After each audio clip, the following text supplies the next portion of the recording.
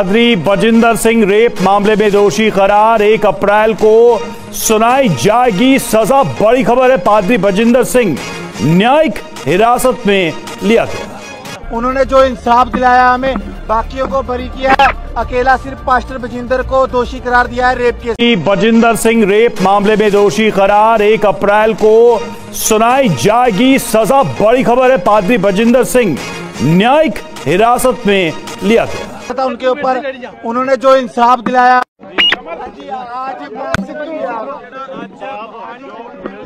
कानून ने हमें फैसला दिया है, हमें पूरा भरोसा था उनके ऊपर। उन्होंने जो इंसाफ दिलाया हमें, बाकियों को बरी किया है, अकेला सिर्फ पास्टर बजिंदर को दोषी करार दिया है रेप केस में।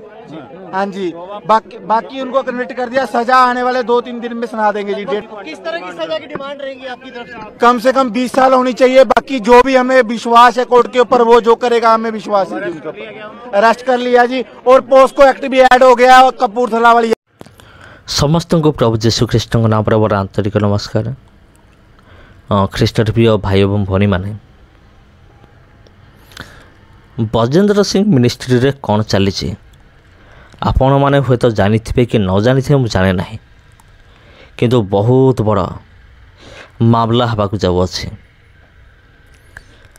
बजेंद्र सिंह तांको नाम रे बहुत किसी अभियोग रही है। 2018 मसीहार गोटे अभियोग, तापर 2024 मसीहार आउ गोटे अभियोग, सबकि माने झील मान को लेकिन नारी बा यौन निर्यातना को लेकिन सब अभियोग। आउ गोटे मत अभियोग जे बजेंद्र सिंह गोटे लेडीज को चापड़ मारी थे, सेटा पुणी एफआईआर, माने टोटाल कह गले 3टा कि 4टा एफआईआर तांको नाँ रे अच्छे।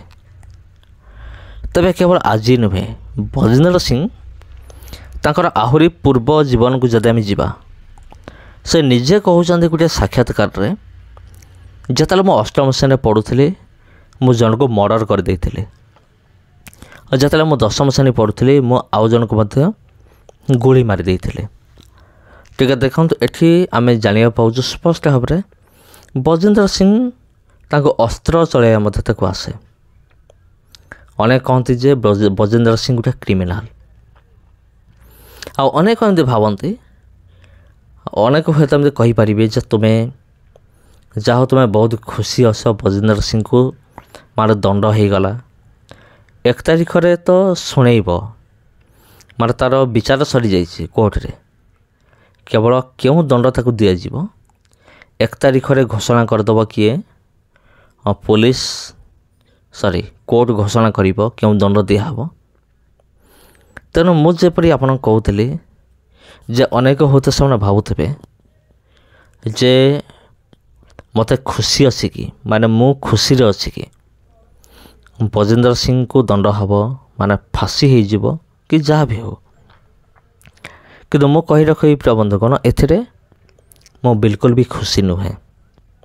कहीं मु खुशी नुहे, जदि बजेंद्र सिंह मन परिवर्तन करके जदि फेरिब सत्य पथ को निज हृदय सहित अनुताप करी जदि प्रकृत में फेरिब सी आउ जो मान प्रति अन्याय करी समस्त पाक जाकि जदि क्षमा मागिब तेबे जाई मु खुशी हेबी।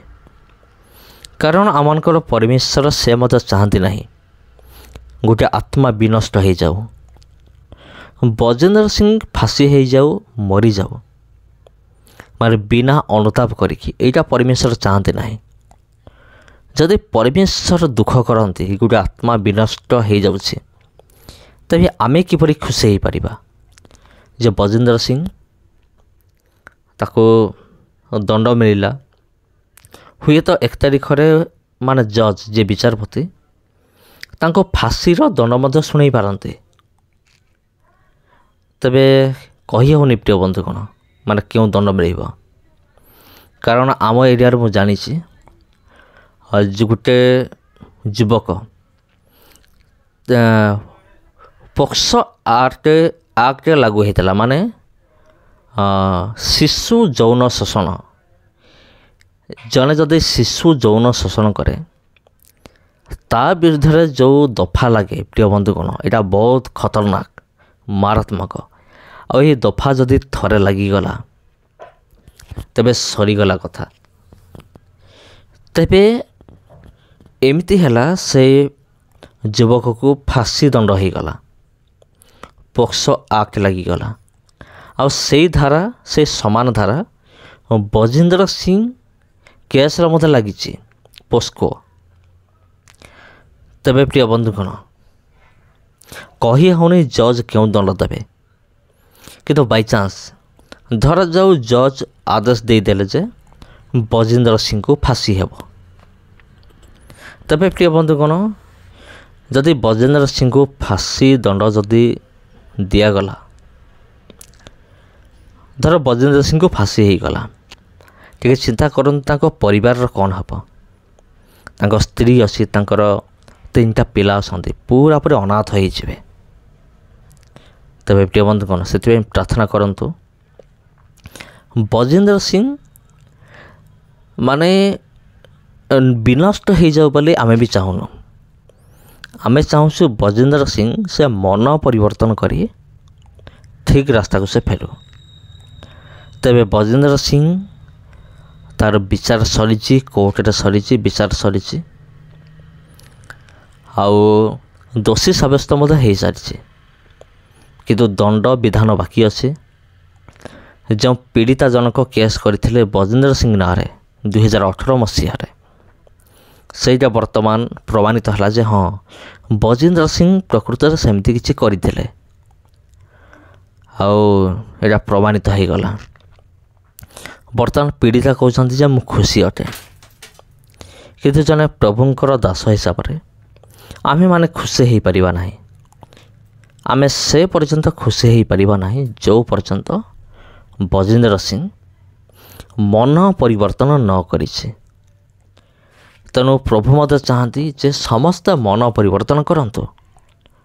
ପରମେଶ୍ୱର ବାକ୍ୟରେ ଲେଖା ଅଛି, ଗୋଟେ ବି ଆତ୍ମା ଯେପରି ବିନଷ୍ଟ ନ ହେଉ, ଗୋଟେ ବି ଆତ୍ମା ବିନଷ୍ଟ ନ ହେଉ, ଏଇଟା ପରମେଶ୍ୱର ଚାହାନ୍ତି। ତେଣୁ ଆପଣ କ'ଣ ଚାହାନ୍ତି? ଆପଣ କ'ଣ ଚାହାନ୍ତି ବଜିନ୍ଦର ସିଂ ତାକୁ ଫାଶୀ ହୋଇଯାଉ କି କ'ଣ ହେଉ? ଆପଣଙ୍କର ଚିନ୍ତାଧାରା କ'ଣ? ଆପଣଙ୍କର ମତ ଆପଣ ଦେଇପାରିବେ କମେଣ୍ଟ ବକ୍ସରେ। ଆଉ ଆପଣଙ୍କର କମେଣ୍ଟର ଅପେକ୍ଷାରେ ରହିଲେ। ତେବେ ପ୍ରିୟ ବନ୍ଧୁଗଣ, ପ୍ରାର୍ଥନା କରନ୍ତୁ ବଜିନ୍ଦର ସିଂ ମିନିଷ୍ଟ୍ରି ଏକ ମାନେ ସତ୍ୟ ମିନିଷ୍ଟ୍ରି ହେଉ, ଆଉ ବଜିନ୍ଦର ସିଂ ମନ ପରିବର୍ତ୍ତନ କରୁ। ତେବେ ସମସ୍ତଙ୍କୁ ପ୍ରଭୁ ଯୀଶୁଙ୍କ ନାମରେ ଆନ୍ତରିକ ନମସ୍କାର। ପୁଣି ଦେଖା ହେବ ଆପଣଙ୍କ ସହିତ ଆଉ ଗୋଟେ ଭିଡ଼ିଓରେ, ଆଉ ଗୋଟେ ଅଧ୍ୟାୟରେ। ନମସ୍କାର।